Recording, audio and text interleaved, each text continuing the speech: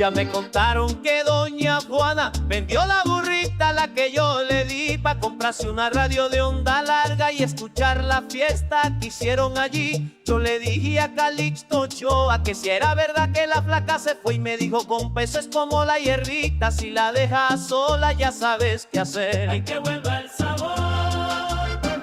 Eliseo Herrera, su sabor de ron, que suene el acordeón de Alfredo I y que Chico Cervantes nos meta el sazón. Suéltala, suéltala, pa' que se defienda. Que Majagual tiene la leyenda.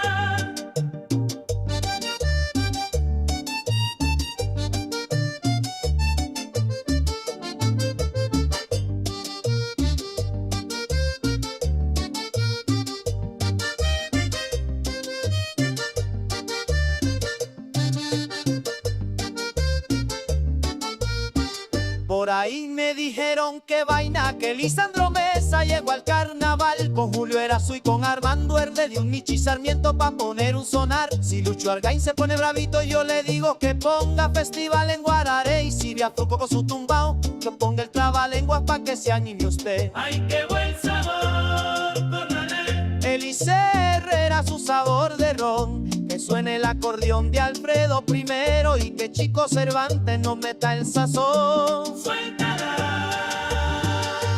suéltala, pa' que se defienda. Que Majagual y Calixto son las leyendas.